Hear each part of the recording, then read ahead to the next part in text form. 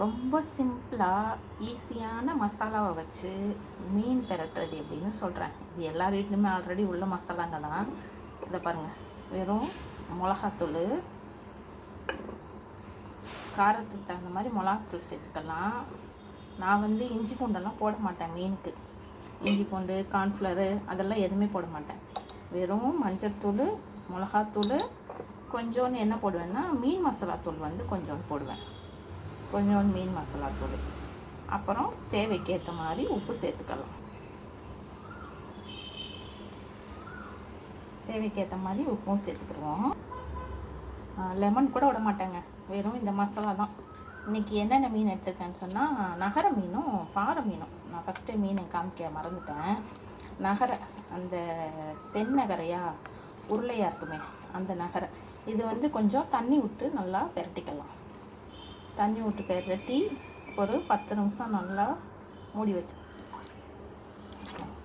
தண்ணி தொளித்து நல்லா மீனை வந்து மசாலா எல்லா பக்கமும் ஒட்டுற மாதிரி நல்லா பெரட்டி வச்சுக்கிடுவோம். பெரட்டி இப்போ வந்து ஒரு 10 நிமிஷம் மூடி போட்டு நான் வந்து வைக்க போகிறேன். ஃப்ரிட்ஜில் வைக்க போகிறேன். சும்மா ஃப்ரீசர்லலாம் வைக்கணுன்ற அவசியம் இல்லை. சும்மா கீழே ட்ரையிலே நம்ம வச்சோம்னா நல்லா மசாலாலாம் நல்லா பிடிச்சிரும். வேறு கார்ன்ஃப்ளவர், மைதா இதெல்லாம் எதுவுமே தேவையில்லை. சும்மா வெறும் மஞ்சள்தூள், மிளகாத்தூள், மீன் தூள் இது மட்டுமே போட்டு பெரட்டி வச்சாலே போதும். மீன் வந்து மசாலாலாம் உதிராமல் ரொம்ப நல்லாயிருக்கும். இதே மாதிரி ஒரு தடவை ட்ரை பண்ணி பாருங்கள். வீடியோ பிடிச்சிருந்தா லைக் பண்ணுங்கள். இந்த வீடியோ பார்த்தவங்களுக்கு தேங்க்யூ. இப்போ வந்து மசாலாலாம் நல்லா மீனில் நல்லா பிடிச்சிருச்சு. இப்போ வந்து நான் ஒரு மீனாக வந்து எண்ணெயில் போட்டு மீன் பொரித்து எடுக்க போகிறேன். இன்றைக்கி மீன் பொரிக்கிறதுக்கு பேன் தான் வச்சுருக்கேன். எண்ணெய் நல்லா சூடு ஏறிச்சு. இப்போ மீன் வந்து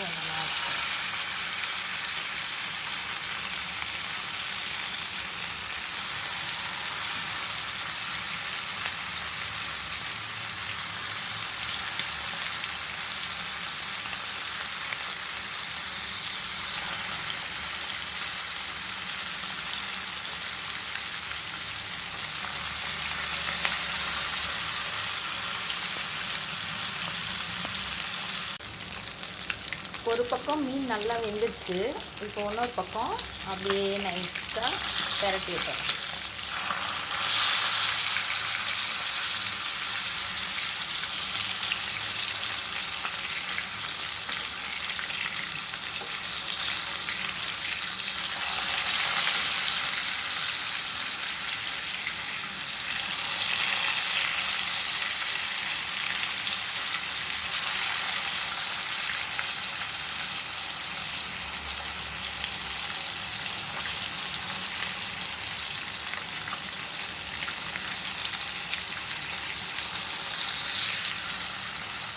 இது வந்து ஒரே ஒரு குழஞ்சா மீன்.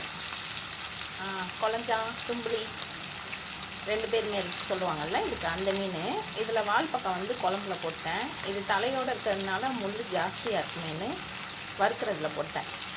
இந்த மாதிரி தான் மீன் பொரிப்பீங்களா என்னங்கிறத என்னோட கமெண்ட்டில் ஷேர் பண்ணுங்கள். சூப்பரான மீன் வறுவல் ரெடி. துண்டு மீனெல்லாம் பொரித்து எடுத்தாச்சு. இப்போ வந்து நகரையும் போட்டு இதோடையும் பொரித்து எடுத்துடலாம்.